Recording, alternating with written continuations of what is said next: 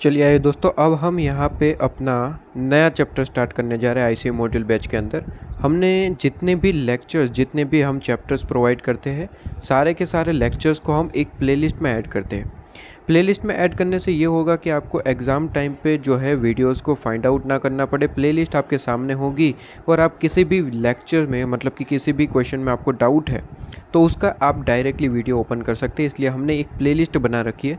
Playlist की link हर एक video की डिस्क्रिप्शन में मिल जाएगी। तो इस वीडियो की डिस्क्रिप्शन भी चेक करेंगे तो आपको क्या मिल जाएगा सर, लिंक मिल जाएगी, प्लेलिस्ट में आप जाएंगे, ठीक है। और प्लेलिस्ट में हमने जो है एक चीज़ और भी ऐड करी है, इंडेक्स, ठीक है। तो प्लेलिस्ट में आप ऊपर देखेंगे जहाँ पे नेम होता है प्लेलिस्ट का, तो उसके बिल्कुल नीचे इंडेक्स करके हमने जो है डिस्क्रिप्शन ऐड कर दिया है। मतलब कि प्लेलिस्ट के डिस्क्रिप्शन में हम इंडेक्स ऐड कर रहे हैं। इंडेक्स में क्या है सर, इंडेक्स में हमने जैसे जैसे चैप्टर्स हमने डाले हैं उसके एक तरीके से चैप्टर की अरेंजमेंट क्या है वो हमने लिखा है। फॉर एग्जांपल, हमने कैश फ्लो स्टेटमेंट पहले प्रोवाइड किया है तो 1 नंबर पे कैश फ्लो स्टेटमेंट की वीडियो मिलेंगे। इसके बाद सेकंड नंबर पे बाईबैक। इस तरीके से हम काम कर रहे हैं। मतलब कि चैप्टर नंबर 1 हमने रखा है कैश फ्लो स्टेटमेंट का आईसीए मॉड्यूल बैच, जिसमें आपको 10-15 वीडियोस आपके पास में मिल जाएंगे। इसके नीचे जाएंगे तो बाईबैक। तो इससे होगा क्या, इंडेक्स से होगा क्या, इंडेक्स से आपको अंदाज़ा मिल जाएगा कि प्लेलिस्ट में कितना नीचे आपको जाना है और आपको वो चैप्टर फाइंड आउट करना है, ठीक है। तो इंडेक्स भी हम ऐड कर रहे हैं, तो ये भी आपके लिए एक हेल्पफुल हो जाएगा, ठीक है जी। चलिए, तो अब हम यहाँ पे स्टार्ट करते हैं अपना बाईबैक, ठीक है, आईसीए मॉड्यूल बैच, ठीक है जी। चलिए जल्दी से हम इसमें इलस्ट्रेशन नंबर 1 पे पहुंच जाते हैं। इस वीडियो में हम इलस्ट्रेशन नंबर 1 को कंप्लीट करेंगे। जल्दी से आ जाइए। इलस्ट्रेशन नंबर 1 कहते हैं कि सर जी, इलस्ट्रेशन नंबर 1 कोई एम लिमिटेड करके कोई कंपनी है। खैर, नाम से तो कोई भी लेना देना नहीं है। आगे पढ़ते हैं। कहते हैं कि सर इनकी बैलेंस शीट की इन्फॉर्मेशन आपको गिवन है, ठीक है, 31 मार्च 2001 की। और आपको इसमें गिवन है, कहता है कि शेयर कैपिटल है, जो नोट नंबर 1 में डिटेल इन्फॉर्मेशन आपको गिवन है। इसके बाद कहता है रिजर्व एंड सरप्लस है आपके पास में, नोट नंबर 2 में पढ़ लेना। कहता है कि लॉन्ग टर्म बोरोइंग है, नोट नंबर 3 में पढ़ लेना। इसके बाद कहता है ट्रेड पेबल 40 लाख रुपीज़ के आपके पास में, सॉरी 40,000 में, इन 1000 अमाउंट है, तो 40,000 रुपीज़ है आपके पास में। इसके बाद नॉन करंट असेट आपके पास में है, ठीक है। नॉन करंट में पीपी और आपके पास में नॉन करंट इन्वेस्टमेंट आपके पास में है।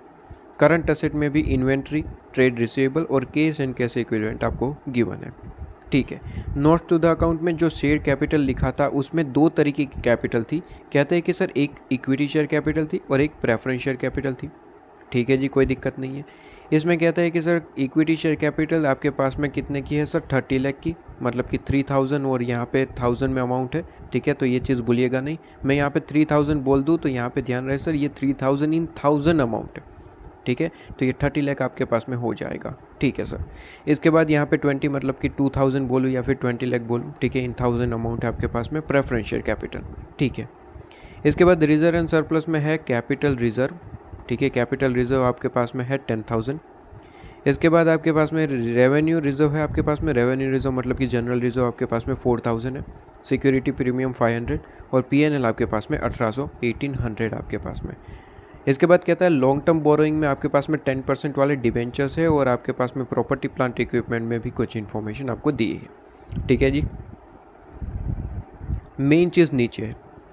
कहते हैं कि सर कंपनी पास करती है रिजोल्यूशन, किस चीज़ का, कहता है कि two by back 20% of equity share capital, ठीक है। तो यहाँ से आपको पता चल जाएगा कि ये कौन से चैप्टर का क्वेश्चन है सर, बाईबैक का क्वेश्चन है, जहाँ पे कंपनी ने एक रिजोल्यूशन पास किया है और डिसाइड किया है कि 20% इक्विटी शेयर कैपिटल जो है, 20% ऑफ इक्विटी शेयर कैपिटल, जितना भी इक्विटी शेयर कैपिटल उसका 20% जो है वो बाईबैक करेंगे। ध्यान रहे सर, बाईबैक जो है वो 15 रुपये के हिसाब से करना चाहते हैं, ठीक है जी, 15 रुपये के हिसाब से वो बाईबैक करेंगे। और कहते हैं कि सर इन्वेस्टमेंट इसके लिए हम सेल कर रहे हैं, जो कि इन्वेस्टमेंट की कॉस्ट आपकी 30 लाख की थी, हमने बेच दिया 25 लाख रुपये में, 25 लाख रुपीज़ में, ठीक है जी। तो 30 लाख रुपीज़ का इन्वेस्टमेंट 25 लाख रुपीज़ में बेच दिया। तो ये भी आपके पास में एक इम्पॉर्टेंट पॉइंट हो जाता है, ठीक है। तो अब एक इसकी जर्नल एंट्री सिर्फ और सिर्फ पूछिए, ठीक है। तो इसमें 2-3 तरीके के क्वेश्चन पूछे जाते हैं, ठीक है। एक तो आपके पास में वो कैलकुलेशन का, वो पार्ट तो हम बाद में देखेंगे, आपके पास में बाद में इलस्ट्रेशन है। एक आपके पास में पूछा जाता है जर्नल एंट्री, और कई बार पूछ लिया जाता है जर्नल एंट्री के साथ साथ बैलेंस शीट बनाइए, ठीक है। तो एक तो आपके पास में एक यूनिक आपके पास में क्वेश्चन पूछा जाता है जहाँ पे आपको बाईबैक के नंबर ऑफ शेयर्स वगैरह निकालने होते हैं, ठीक है। तो वो एक पार्ट हो गया। दूसरा पार्ट होता है जनरल एंट्री पूछा जाता है, और तीसरा general entry plus balance sheet पूछी जाती है। तो हर एक तरीके के आपके पास में क्वेश्चन आईसीए मॉड्यूल में है, तो यहीं पे सारे के सारे कंसेप्ट कवर हो जाते हैं आईसीए मॉड्यूल के अंदर ही, ठीक है।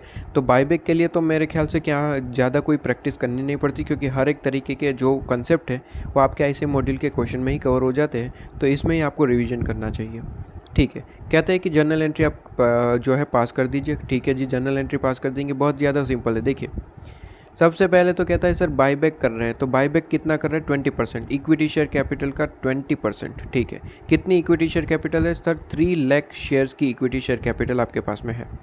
तो इसका मुझे यहाँ पे क्या करना है सर? बाईबैक करना है, लेकिन 20%। तो 3 लाख का 20% करिए, ठीक है। 3 लाख का 20%, तो 3 लाख इंटू 20% करेंगे तो 60,000 शेयर्स आपके पास में आ जाएगा। तो बाईबैक कितना हो रहा है सर? आपके पास में बाईबैक कितना हो रहा है सर? 60,000 शेयर्स का हो रहा है। 60,000 शेयर्स का बाईबैक हो रहा है, और 60,000 शेयर्स कितने वाले हैं? 10 रुपये वाले हैं, ठीक है। लेकिन 15 में बाईबैक होने वाला है। इसका मतलब सर जो 10 रुपये है वो उसकी वैल्यू है, और जो ज़्यादा हम पे कर रहे हैं, ठीक है, 5 रुपये ज़्यादा पे कर रहे हैं, 15 पे कर रहे हैं, तो 5 रुपये ज़्यादा पे कर रहे हैं, इसका मतलब क्या हुआ सर? ये प्रीमियम है, ठीक है। 10 रुपये का तो शेयर है, और 5 रुपये जो ज़्यादा पेमेंट कर रहे हैं वो आपके पास में क्या है सर? प्रीमियम है, ठीक है सर। तो प्रीमियम से बाईबैक हो रहा है, ओके जी। तो सिंपल सी बात है, देखिए बाईबैक होता है तो दो एंट्री जो है आपके पास में एक फिक्स हो जाती है। जैसे राम और लखन, राम और श्याम, इस तरीके से जैसे मोटू और पतलू जैसे नाम जो है फिक्स रहते हैं, इसमें भी एंट्रीज जो है वो फिक्स रहेगी। दो एंट्रीज की पेयर बना लेंगे, और ये एंट्रीज आप कभी नहीं भूलेंगे।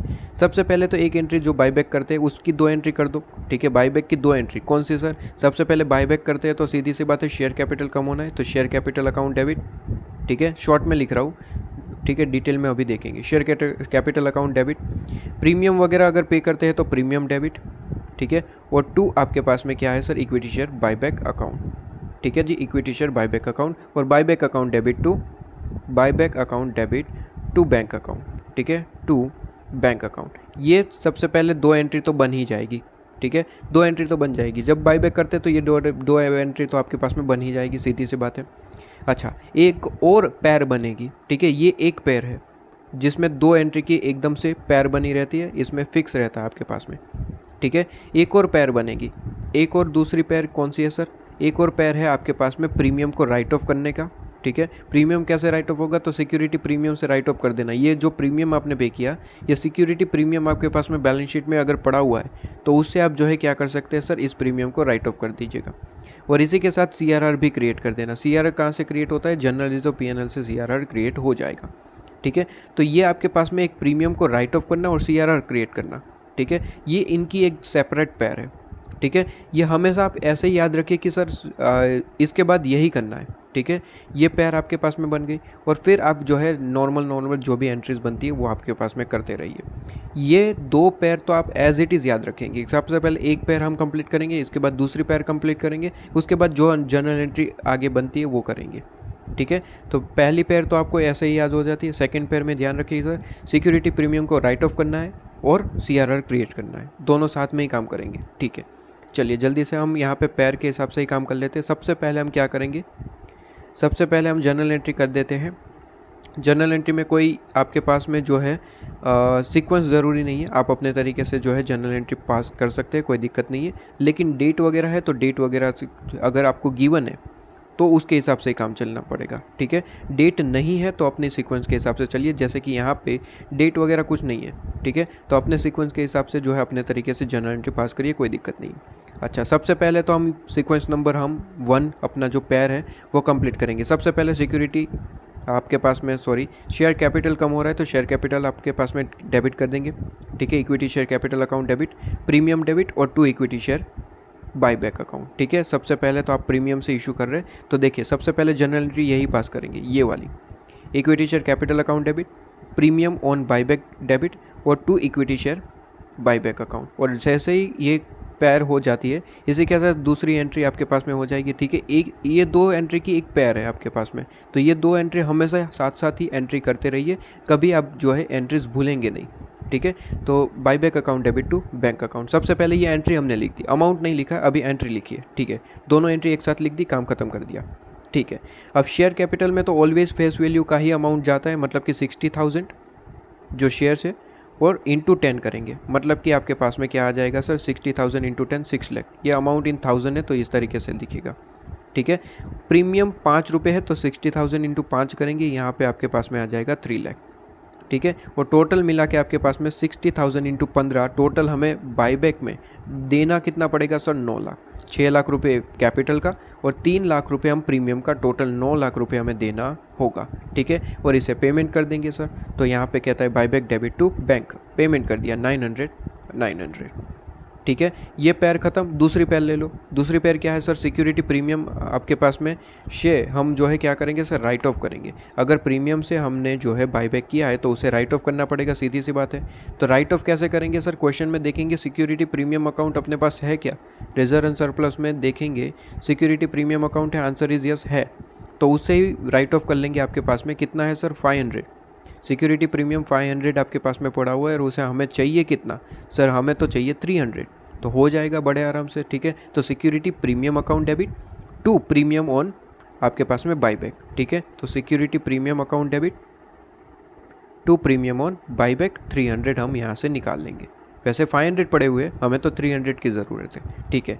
इसी के साथ दूसरी एंट्री, क्योंकि पेयर में चलते हैं, ठीक है, तो ये सिक्योरिटी प्रीमियम हो गए, तो साथ ही साथ CRR भी करना, ठीक है। तो 2 पेयर ख़त्म होते ही 4 एंट्री ख़त्म हो जाएगी, 2 हमारी पेयर ख़त्म होते ही 4 एंट्री ख़त्म हो जाएगी, ठीक है। तो सिक्योरिटी प्रीमियम की हो गई, साथ ही साथ CRR क्रिएट कर लेना। CRR किस में से क्रिएट होता है, जनरल रिजर्व यूज़ कर सकते हैं, PNL यूज़ कर सकते हैं। अगर जनरल रिजर्व सबसे पहले तो उसे ही यूज़ करना, क्योंकि ICM मॉड्यूल का यही आपके पास में सीक्वेंस रहता है। तो जनरल रिजर्व क्यों है ना, answer is yes, revenue reserve आपके पास में जनरल रिजर्व 4000 है, और हमें चाहिए कितना सर, ध्यान रहे sir, CRR always capital amount का क्रिएट होता है। देखिए CRR का एक रूल देख लीजिएगा ज़रा, आपने जितने भी अमाउंट का, जितनी भी कैपिटल आपके पास में, मैं कहूँ जितनी भी अमाउंट, जितनी भी कैपिटल अमाउंट का, ठीक है, कैपिटल अमाउंट का बाईबैक किया है, ठीक है, बाई बैक किया है, वो अमाउंट यहाँ पे लिखिए, ठीक है। सबसे पहले CRR कितना क्रिएट होगा ये मैं बता रहा हूँ, कैसे निकलेगा।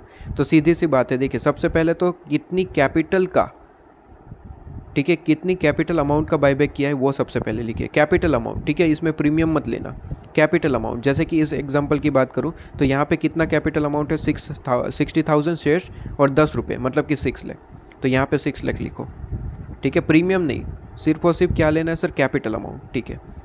इसमें से माइनस कर देना, अगर इसके बदले आपने कोई अदर शेयर्स इशू करे हैं तो अदर शेयर्स की आप जो है यहाँ पे अदर शेयर्स की अमाउंट जो है आप माइनस कर देंगे। अदर शेयर्स का मतलब होता है प्रेफरेंस शेयर वगैरह आपने अगर कोई इशू किया है बाईबैक के लिए, ठीक है, बाईबैक के लिए अगर प्रेफरेंस शेयर वगैरह इशू करे हैं तो वो आप क्या कर देंगे, इसमें से माइनस कर देंगे, जो अमाउंट आया उतने का आपको CRR क्रिएट करना है। क्या इस क्वेश्चन में यहाँ पे कहीं पे भी ये कहा इन लोगों ने कि हमने कोई नए शेयर इशू करे हैं बाईबैक पर्पस के हिसाब से, आंसर इज नहीं, इसमें नहीं कहा। इसका मतलब ये है ही नहीं। तो आपके पास में कितना अमाउंट आ गया, 6 लाख रुपीज़, तो आपको 6 लाख रुपीज़ का CRR क्रिएट करना है। 6 लाख रुपीज़ चाहिए, कहाँ से लेंगे सर, सीधी सी बात है, जनरल रिजर्व में से सबसे पहले लेंगे, अगर उसमें कम पड़ गया तो PNL में से ले लेंगे। कहते हैं जनरल रिजर्व में तो 4000 पड़ा हुआ है, हमें तो 600 ही चाहिए, ठीक है।